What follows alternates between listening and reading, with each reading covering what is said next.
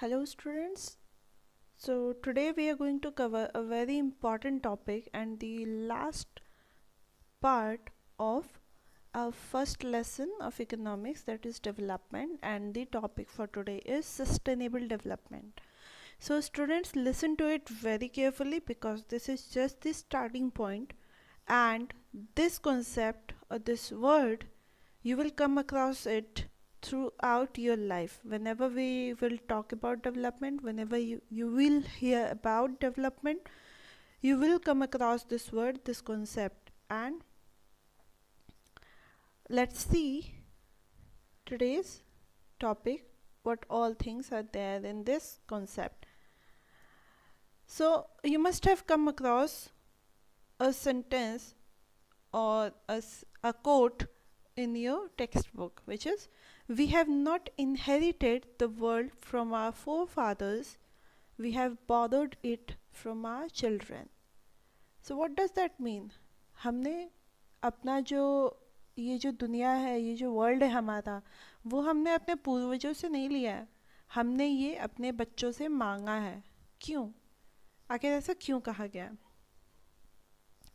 You will get the answer, we will get the answer actually, but पहले concept पढ़ लेते हैं तो हमें इसका मतलब समझ में आएगा.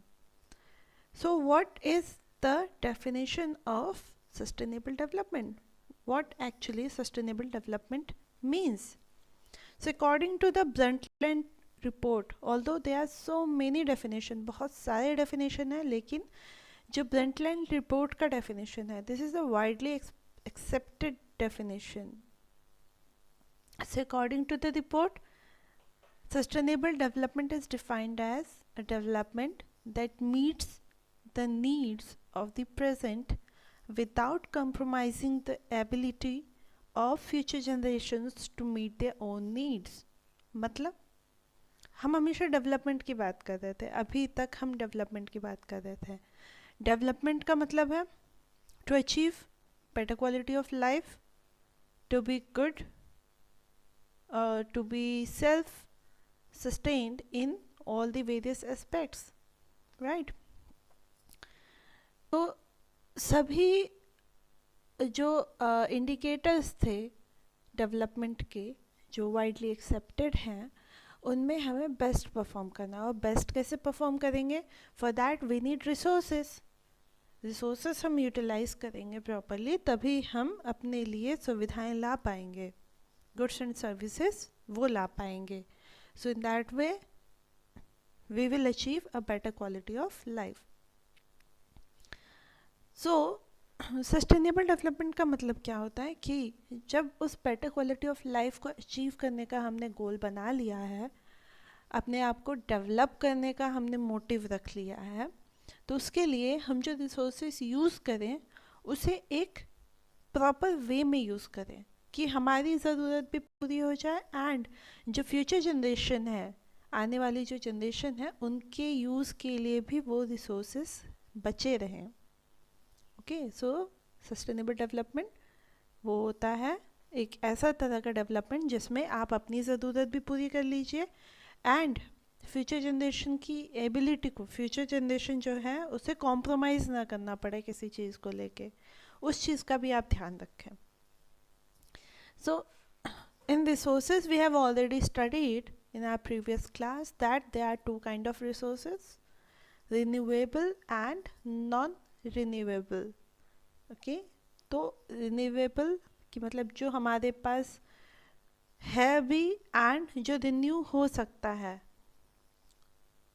तो उन रिसोर्सेज को हम कहते हैं रिन्यूएबल रिसोर्सेज. और नॉन रिन्यूएबल वो है जो हमारे पास है, एक लिमिटेड क्वांटिटी में है, लेकिन वो रिन्यू नहीं हो सकता है, उसे रिन्यू नहीं किया जा सकता. So take for example in renewable resources we are taking example ground water. तो ग्राउंड वाटर क्या है कि ग्राउंड वाटर हम ह्यूमंस यूज़ करते हैं, पर्सनल यूज़ में काम आता है, एंड बट जब बारिश होती है तो वो ग्राउंड वाटर का जो लेवल है वो मेंटेन होता है. पर अगर हमारा यूज़ बारिश होने के बाद जो रिप्लेनिश होता है, रिप्लेनिश मतलब टू फुलफिल और to maintain the present level. तो जो प्रेजेंट लेवल है अभी, उसे मेंटेन करने के लिए बारिश होती है। अब अगर हमारा यूज़ उस रिप्लेनिश अमाउंट से ज़्यादा है तो क्या होगा? तो मतलब वो ओवर यूज़ हो रहा है, एंड ओवर यूज़ हो रहा है that means after certain years this will be exhausted, ये भी ख़त्म हो जाएगा कुछ सालों के बाद। Second, take another example from non-renewable resources. We have crude oil. Crude oil are limited in stock. इसकी stock limited है. So, obviously, कुछ सालों के बाद तो ये वैसे भी ख़त्म होने वाले हैं, पर अगर हम इसे सोच समझ के यूज़ नहीं करें तो ये और जल्दी ख़त्म हो जाएगा। दैट मीन्स शायद हमारा नेक्स्ट जनरेशन उसे देख भी ना पाए।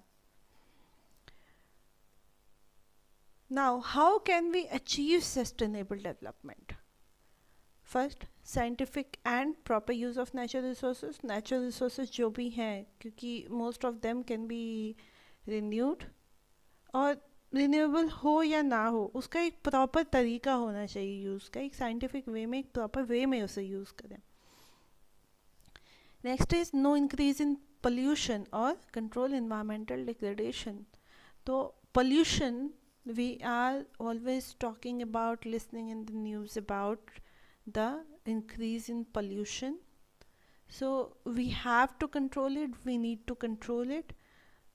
Pollution जो है वो क्या करता है? environment को degrade करता है, बर्बाद कर देता है. So we have to look that the environmental degradation which has already happened should not be continued, और ज़्यादा environment को नुकसान ना हो.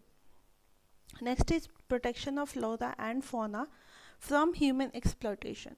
Here flora means plants and fauna means animals. So हमें हमारी जो natural resources हैं, they are also natural resources, right?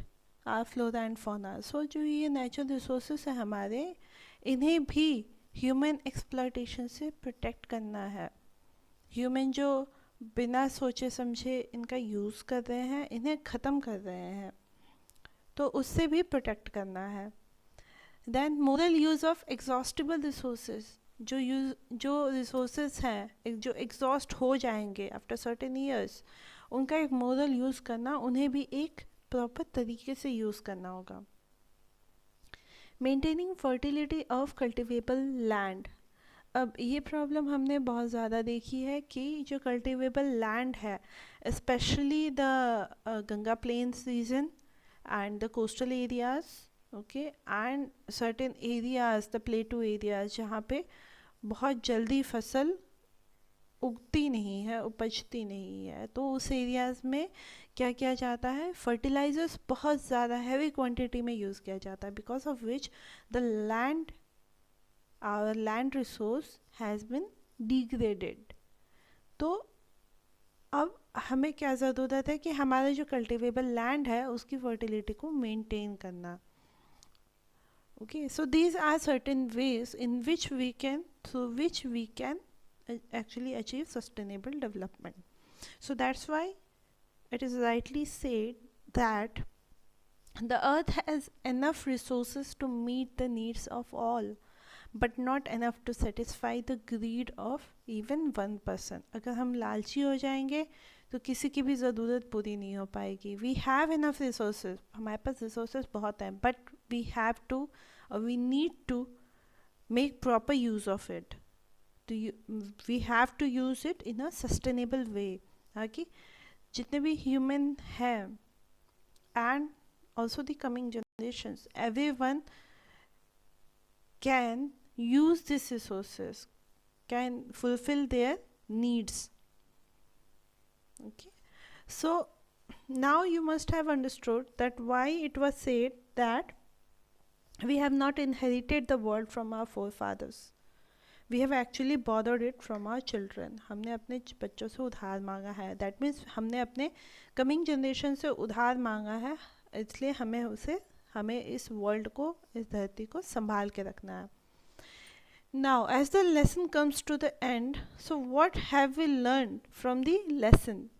First thing, the entire concept of development, when we discussed, we learned that development not only depends on income but also considers the living condition of people or quality of life which they are enjoying or living with.